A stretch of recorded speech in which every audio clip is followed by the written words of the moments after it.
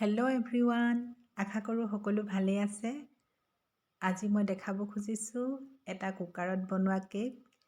এই কেকটো বনাবৰ কাৰণে মই অভেন ব্যৱহাৰ কৰা নাই, কুকাৰতে বনাইছোঁ। কুকাৰত বনাইছোঁ যদিও বহুত ধুনীয়া কোমল হৈছে আৰু বিৰাটেই টেষ্টি হৈছিলে। সেইকাৰণে ভাবিলোঁ ৰেচিপিটো আপোনালোককো দেখাই দিওঁ। যিসকলে কেক বনাইছে তেওঁলোকে বনাইছেই বাৰু, কিন্তু যিসকলে নতুনকৈ বনাবলৈ লৈছে বা শিকিব খুজিছে তেওঁলোক নিশ্চয় উপকৃত হ'ব। ৰেচিপিটো মই যেনেদৰে দেখাইছোঁ প্ৰথমৰ পৰা শেষলৈ যদি তেনেদৰে ফ'ল' কৰে নিশ্চয় কেক ভাল হ'বই। কেকটো বনাবৰ কাৰণে মই প্ৰথমতে সমান সমান একে কাপত একাপ ময়দা, একাপ ৰিফাইন আৰু একাপ চেনি লৈছোঁ আৰু লগতে কণী 4টা লৈছোঁ আৰু 1 চামুচ baking powder, 1 teaspoon baking powder লৈছোঁ আৰু আটাইখিনি সামগ্ৰী মই এনেদৰে এটা বাউলত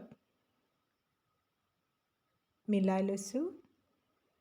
মিলাই ভালদৰে ফেটি ল'ব লাগিব। দেখিছেনে মই আটাইখিনি সামগ্ৰী একেলগে বাউলটোত বাকি লৈছোঁ আৰু তাৰ পাছত ভালদৰে ফেটি লৈছোঁ। মিশ্ৰণখিনি একেবাৰে কোমল হৈ নোযোৱালৈকে ফেটি থাকিব লাগিব। মিশ্ৰণখিনি একেবাৰে কোমল হৈ যাব লাগিব। আপোনালোকে এই সামগ্ৰীবিলাক প্ৰথমতে চেনি আৰু কণী দিও ফেটি ল'ব পাৰিব। চেনি আৰু কণী দি ভালদৰে ফেটি লোৱাৰ পিছত বাকীখিনি সামগ্ৰী মিলাইও আপোনালোকে বেটাৰটো বনাব পাৰিব। মই গোটেইখিনি বস্তু একেলগে দিয়েই ভালদৰে ফেটি ল'লোঁ আৰু এয়া দেখিছেনে কিমান ধুনীয়া হৈছে। এইটো মই অলপ ওচৰৰ পৰা দেখুৱাই দিছোঁ। এনেধৰণৰ একদম মিহি হ'ব লাগিব। চামুচখনে এনেকৈ বাগৰাই দিওঁতে একদম মিহিকৈ বাগৰি যোৱা হ'ব লাগিব। তাৰ পাছতে মই এটা বাউলত অকণমান তেল দি বাউলটোত ভালদৰে তেলখিনি সানি লৈছোঁ আৰু তাতে বেটাৰটো বাকি দিছোঁ।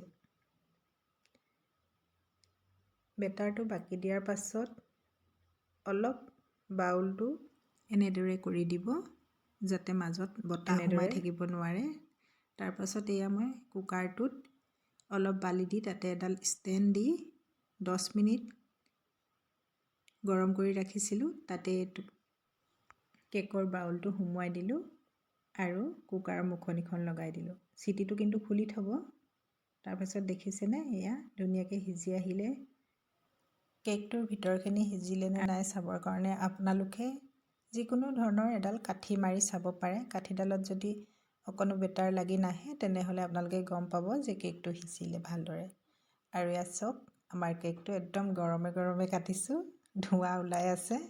ইমান ধুনীয়া হৈছে, কোমল দেখিছেনে কিমান আপোনালোকেও ট্ৰাই কৰি চাবচোন, নিশ্চয় ভাল হ'ব। তেনেহ'লে আজিলৈ আহোঁ, বাই।